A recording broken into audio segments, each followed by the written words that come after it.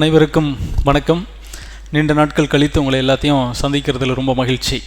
Group 2A examination நடந்து முடிஞ்சிருச்சு. பிப்ரவரி மாதம் 8ஆம் தேதி நடந்த இந்த எக்ஸாமினேஷன் அப்படிங்கிறது 1820 காலி பணியிடங்களை நிரப்புவதற்கான இந்த ஆண்டின் மிகப்பெரிய ரெக்ரூட்மெண்ட் அப்படின்னு சொல்லுவோம். ஸோ இந்த வருஷத்துடைய ஃபஸ்ட் அண்ட் பிக்கஸ்ட் ரெக்ரூட்மெண்ட் அப்படிங்கிறது நமக்கு எக்ஸாம் நடந்து முடிஞ்சிருச்சு. எக்ஸாம் நடக்கிறதுக்கு முன்னாடி ஒரு விதமான பதட்டம் அப்படின்னா, எக்ஸாம் நடந்து முடிஞ்சதுக்கப்புறம் இருக்கிறது ஒரு பெரும் பதட்டம். அதுலேயும் இந்த குறிப்பாக இந்த 1820 போஸ்ட் அப்படிங்கிறதுக்கு நமக்கு எத்தனை ஆயிரம் பேர் எழுதியிருந்தாலும் நாளைக்கு சிவிக்கு போக போகிறது 1:2 அப்படிங்கிற ரேஷியோ தான் நம்ம சிவிக்கு போக போகிறோம். ஸோ இப்போ நம்ம எக்ஸாம் எழுதி முடிச்சிட்டோம்.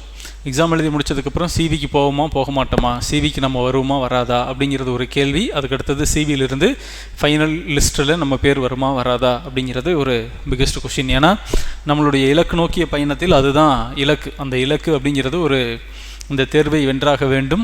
அந்த வென்று முடித்த பிறகு நம் மனதுக்கு பிடித்த ஒரு பதவியில் நம்ம போய் உட்காரணும் அப்படிங்கிறதா இலக்கு. அப்படிங்கிறதால அது குறித்த பதட்டம் நீங்கள் முதல் கையெழுத்து போடுகிற வரைக்கும் அந்த பதட்டம் இருக்கும். அதனால் இந்த பதட்டப்படுற தப்பு நம்ம யாருமே சொல்ல முடியாது. இன்றைக்கி இருக்கிற இந்த எக்ஸாமினேஷன் முடிஞ்சதுக்கப்புறம் இருக்கிற ஒரு சினாரியோவில் இந்த கேள்வி ரொம்ப முக்கியமானது.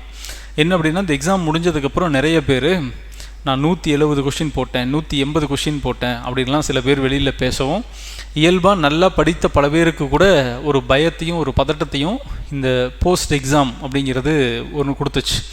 அவ்வளோ பேர் அவ்வளோ நல்லா போட்டிருப்பாங்களா, அப்போ நம்ம 150 போட்டோம், 145 போட்டோம், அப்போ நமக்கு வருமா வராதா அப்படிங்கிற கேள்விகள்லாம் இருந்துச்சு.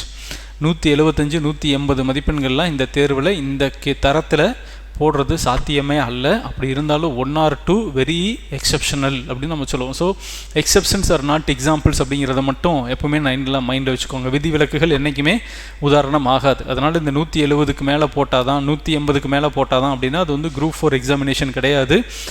ஈவன் இந்த எக்ஸாமினேஷன்லேயுமே நமக்கு எப்போவுமே டிஎன்பிஎஸ்சி எக்ஸாம் நம்ம என்ன தான் தெளிவாக ஒரு திட்டமிட்டு தயாரிப்பை நம்ம மேற்கொண்டிருந்தாலும் கூட ஒரு சில சமயத்தில் நம்ம எதிர்பார்க்காத ஏதோ ஒரு கோணத்திலிருந்து ஒரு கேள்வி வரும். போன டைம் ப்ரிலிமினரியில் துவை வேட்டி வந்த மாதிரி இந்த தடவை தாயுமானவர்னு ஒன்று. ஸோ இது மாதிரியான கேள்விகள்லாம் இருக்கக்கூடிய சூழ்நிலையில் தான் நம்ம இந்த தேர்வை எழுதுகிறோம். ஸோ இதில் முக்கியமான ஒரு விஷயம் என்னென்னா, டிஎன்பிஎஸ்சியோடைய கீக்காக தான் நம்ம எல்லாருமே வெயிட் பண்ணிகிட்டு இருந்தோம். ஏன்னா அதுக்கு முன்னாடி நம்ம போட்ட ஒவ்வொருத்தங்களும் ஒரு விதமான கீ வந்து போட்டோம்.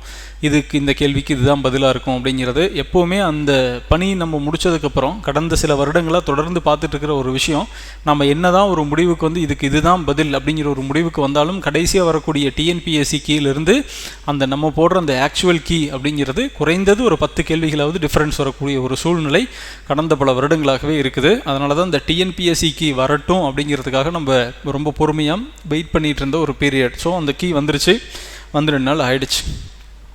அப்போ நம்ம எல்லாருமே நம்ம என்ன ஆன்சர் போட்டோமோ அந்த ஆன்சரை நம்ம டிஎன்பிஎஸ்சி கீயோட மேட்ச் பண்ணி பார்க்குறோம். அந்த டிஎன்பிஎஸ்சி கீயோட மேட்ச் பண்ணி பார்க்குறப்ப எத்தனை கேள்விகளுக்கு நம்ம சரியாக போட்டிருக்கிறோம் அப்படிங்கிறது நமக்கு தெரியும் பட்சத்தில் இப்போ ஓரளவுக்கு இந்த போட்டியை ஓரளவுக்கு நம்மளால் கணிக்க முடியும். அதில் நம்ம நோட்டீஸ் பண்ணிக்க வேண்டிய ரொம்ப முக்கியமான விஷயம் என்னென்னா, தேர்வு நடந்தது 200 கேள்விகளுக்கு அப்படின்னாலும் டிஎன்பிஎஸ்சி கீ ரிலீஸ் பண்ணியிருக்கிறது 194 கேள்விகளுக்கு தான் பண்ணியிருக்கிறாங்க. 6 கேள்வியை சப்மிட்டட் ஃபார் எக்ஸ்பர்ட் கமிட்டி அப்படிங்கிற ஒரு கேட்டகரி கொடுத்துட்டாங்க. வழக்கமாக ஸ்டூடெண்ட்ஸ் இந்த கேள்விக்கெல்லாம் தப்பு அப்படின்னு ஆன்சர் கீ சேலஞ்ச் பண்ணதுக்கப்புறம் அவங்க வந்து எக்ஸ்பர்ட் கமிட்டிக்கு அனுப்புவாங்க. பட் இப்போ ப்ரையராக டிஎன்பிஎஸ்சியே கொடுக்கப்பட்டிருக்கிற 200 கேள்விகளில் ஒரு 6 கேள்விகளுக்கு எது ஆன்சர்னு எங்களுக்கே குழப்பமாக தான் இருக்குது. அது சரியாக வருமானு எங்களுக்கு தெரியல. அதனால் நாங்கள் எக்ஸ்பர்ட் கமிட்டிக்கு வைக்கிறோம் அப்படின்னு சொல்லி விட்டுட்டு மீதி இருக்கிற 194 கேள்விகளுக்கு மட்டும்தான் ஆன்சர் கீ வந்து ரிலீஸ் பண்ணியிருக்கிறாங்க. கூடுதலாக என்ன விஷயம் சொல்லியிருக்கிறாங்கன்னா, மீதி இருக்கிற இந்த 194 கேள்விகளிலும் ஏதாவது உங்களுக்கு ஒரு டவுட் இருக்குது, இல்லை இதுக்கு இது ஆன்சர் இல்லை அப்படிங்கிற செகண்ட் ஒப்பீனியன் உங்களுக்கு இருந்துச்சு அப்படின்னா தகுந்த ஆதாரங்களுடன் நீங்கள் பிப்ரவரி 26ஆம் தேதிக்குள்ளே ஆன்லைன் வழியில் கீ சேலஞ்ச் பண்ணலாம் அப்படிங்கிற ஒரு ஆப்ஷன் கொடுத்துருக்குறாங்க. ஸோ 6 கேள்விகளுக்கு இன்னும் அவங்க விடை கொடுக்கல. மீதி இருக்கிற 194 கேள்விகளுக்கான பதில்களும் subject to answer challenge, key challenge அப்படிங்கிற ஒரு விஷயத்தை ஸ்டேட்மெண்ட்டாக கொடுத்துருக்காங்க. ஓகே, அப்போ நமக்கு கொடுக்கப்பட்டிருக்கிற இந்த 194 கேள்விகளில் நீங்கள் எத்தனை கேள்விகளுக்கு சரியாக விடை போட்டிருக்கிறீங்க அப்படிங்கிறது முதல்ல உங்களுக்கு தெரியணும். அது போக ஒரு பாப்புலேஷன் எடுத்துக்கிறோம். நம்ம இந்த எக்ஸாமை பலாயிரக்கணக்கான பேர் எழுதியிருந்தாலும் கூட இந்த எக்ஸாமை ஒரு தீவிரமாக ப்ரிப்பேர் பண்ணின ஒரு குரூப் ஆஃப் பீப்புள், ஒரு செட் ஆஃப் பீப்புள் இதில் எவ்வளவு கேள்விகளுக்கு சரியான பதில் போட்டிருக்கிறாங்க அப்படிங்கிற விஷயம் தெரிகிறப்ப அது கூட உங்களோட மதிப்பெண்களையும் கம்பேர் பண்ணி பார்க்குறப்ப இந்த விஷயத்துக்கு எக்ஸாக்டாக இதுக்கு எவ்வளோ கிடைக்கும், எவ்வளோ கொஷின் இருந்தால் வரும், இல்லை நம்ம ரேஞ்சில் எவ்வளோ பேர் இருக்கிறாங்க அப்படிங்கிற விஷயம் ரொம்ப தெளிவாக புரிஞ்சுக்கும். அது என்ன உங்களுக்கு பயன்படும் அப்படின்னா, அடுத்து வரக்கூடிய தேர்வுகளுக்கு நீங்கள் எப்படி தயார்படுத்திக்கலாம் அப்படிங்கிற விஷயத்துக்கு ஒரு வழிகாட்டும். ரெண்டாவது, ஒரு அளவுக்கு உங்களுடைய மனப்பதட்டத்தை குறைத்து உங்களுக்கு ஒரு ரூட்டு கிளியராக காட்டும். அதனால் ரொம்ப சிம்பிள். நான் உங்களுக்கு ஒரு கட் ஆஃப் ப்ரிடிக்ஷன் ஃபார்ம், எப்போவுமே நம்ம எந்த எக்ஸாம் நடந்தாலுமே இந்த கட் ஆஃப் ப்ரிடிக்ஷனில் நம்மளோட ப்ரிடிக்ஷன் அப்படிங்கிறது ஆல்மோஸ்ட் அக்யூரேட்டாக இருக்கும் அப்படிங்கிறது அதை நான் பெருமையாக சொல்லலை. அது ஸ்டூடெண்ட் சைட்லேருந்து அதை நீங்களே அக்ரி பண்ணுவீங்க நான் நம்புகிறேன்.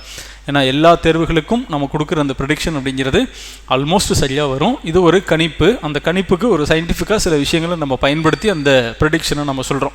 ஸோ இந்த கட் ஆஃப் ப்ரிடிக்ஷனுக்கு ஒரு ஃபார்ம் இருக்குது. இந்த ஃபார்ம் வந்து கீழே டிஸ்கிரிப்ஷனில் இந்த ஃபார்ம் இருக்கும். இந்த ஃபார்மை ஜஸ்ட் ஒரு 10 to 20 செகண்ட்ஸ் நீங்கள் ஸ்பெண்ட் பண்ணுனீங்க அப்படின்னா, ஒரு 10 நொடி அல்லது 20 நொடி அதிகபட்சம் நீங்கள் ஸ்பெண்ட் பண்ணால் இந்த ஃபார்மை ஃபில்அப் பண்ணிடலாம். Group 2A mains 2025 cut off prediction form அப்படிங்கிற இந்த ஃபார்ம். ஸோ இந்த ஃபார்மில் உங்களுக்கு கேட்டிருக்க கேள்விகள் இதுதான். நீங்கள் கேட்கண்ட எந்த பிரிவை சார்ந்தவர்கள் அப்படிங்கிறது. ஏன்னா நமக்கு 1820 போஸ்ட்டும் open category as per the rank கிடையாது. It is a vertical reservation. செங்குத்தாக ஒரு ரிசர்வேஷன் இருக்குது. வெர்டிக்கல் அண்ட் ஹரிசாண்டல் ரிசர்வேஷன் அப்படிங்கிற ஒரு சிஸ்டம் 69% இடஒதுக்கீட்டை ஃபாலோ பண்ணுற ஒரு ஸ்டேட் அப்படிங்கிறதால அந்த விஷயந்தான் நமக்கு அதில் அது அப்ளை ஆகும். அதனால் நீங்கள் எந்த கேட்டகரிங்கிறது ரொம்ப முக்கியம். ஸோ கீழ்கண்ட எந்த பிரிவை சேர்ந்தவர்கள் அப்படிங்கிற ஒன்று இருக்கும். ஸோ ஜென்ரல்லிருந்து பிசி, எம்பிசி முஸ்லீம், சரி பிசி முஸ்லீம், எம்பிசி, எஸ்சி, எஸ்சிஏ, எஸ்டி, அதுக்குள்ளே இருக்கிற மற்ற கேட்டகரி, நீங்கள் பிஎஸ்டிஎம் இருக்கீங்களா இல்லையா அப்படிங்கிற எல்லா விஷயமுமே நீங்கள் எந்த கேட்டகரிக்கு மட்டுமே ரொம்ப லென்த்தாக அது இருக்கும். நீங்கள் எக்ஸாக்டாக நீங்கள் எந்த கேட்டகரி அப்படிங்கிறத நீங்கள் அதில் ஃபில்அப் பண்ணுங்கள். அப்புறம் அதில் 3 செக்மெண்ட் இருக்குது. General English or general Tamil and reasoning and general studies அப்படிங்கிற 3 பார்ட் இருக்குது. அந்த 3 பார்ட்லேயும் இண்டிவிஜுவலாக ஒரு பார்ட்லேயும் நீங்கள் எவ்வளோ மார்க் போட்டிருக்கிறீங்க, எவ்வளோ கொஸ்டின் சரியாக போட்டிருக்கிறீங்க அப்படிங்கிறது போடுங்க. குரூப் 2A தேர்வில் பொது தமிழில் பெற்ற மதிப்பெண்கள், குரூப் 2A தேர்வில் ஜென்ரல் இங்கிலீஷில் பெற்ற மதிப்பெண்கள், குரூப் 2A தேர்வில் ரீசனிங்கில் பெற்ற மதிப்பெண்கள் அப்படிங்கிற ஒரு விஷயம். ஸோ ஃபைனலாக குரூப் 2A தேர்வில் ஜென்ரல் ஸ்டடீஸில் பெற்ற மதிப்பெண்கள் அப்படிங்கிற. ஸோ செக்மெண்ட்டாக உங்களோட கொஷின்ஸ் சரியாக எவ்வளோ அப்படிங்கிறத போடுங்க. இது எதுக்கு உங்களுக்கு பயன்படும் அப்படின்னா, ஒருத்தவங்களுடைய முழு மதிப்பெண் தெரியுது. ஒருவேளை ஒரு 165 இருக்குது அப்படின்னா, அந்த 65ங்கிறத அவங்க எந்த ஏரியாவில் அதிகமான மார்க்கை ஸ்கோர் பண்ணியிருக்காங்க, ப்ராபபிளி எல்லாருமே எந்த ஏரியாவில் ஸ்கோர் பண்ணியிருக்க வாய்ப்பு அதிகம். அப்போ குறிப்பாக அந்த ஏரியாவில் நம்ம மார்க் அதிகமாக இருக்குது அப்படின்னா டெஃபினட்டாக நமக்கு உள்ளே வரதுக்கான வாய்ப்புகள் அதிகம் அப்படிங்கிறது நீங்கள் எளிமையாக புரிஞ்சுக்கலாம். ரைட். ஃபைனலாக ஒரு கேள்வி இருக்குது. குரூப் 2A தேர்வில் 194 கேள்விகளுக்கு நீங்கள் மொத்தம் எத்தனை கேள்வி கரெக்டாக போட்டிருக்கிறீங்க அப்படிங்கிறது டோட்டல் நம்பரை ஃபில் பண்ணணும். ஸோ கீ ஆன்சர் சேலஞ்சு செய்துள்ளீர்களா, அப்படி பண்ணியிருந்தீங்கன்னா எத்தனை கேள்விக்கு பண்ணியிருக்கிறீங்க அப்படிங்கிற விஷயத்தையும் நீங்கள் சொல்லலாம். ரிமார்க்ஸ் இஃப் எனி அப்படிங்கிறதுல சப்போஸ் நீங்கள் கீ சேலஞ்ச் பண்ணியிருக்கீங்கன்னா எந்த கேள்விக்கு அப்படிங்கிறது அந்த கேள்வியோட ஹிண்ட் வேர்டு கொடுத்து இந்த கேள்விக்கு கீ சேலஞ்ச் பண்ணியிருக்கிறோம் அப்படிங்கிற விஷயத்த நீங்கள் சொல்லலாம். Just submit. It takes only 10 to 20 seconds, 10 to 20 நொடிகள். ஸோ தமிழ்நாட்டில் இந்த தேர்வை எழுதிட்டு ரொம்ப ஆவலாக வெயிட் பண்ணிகிட்ருக்கிறேன். ஏன்னா இந்த தேர்வு வந்து நம்ம எதுவுமே பொழுது போகலன்னு யாருமே எழுதலை. ஒரு பெரும் கனவோடு இந்த தேர்வை நம்ம துரத்தி இருக்கிறோம். இந்த தேர்வுக்கான தயாரிப்பை ஈடுபடுத்தி இருக்கிறோம்.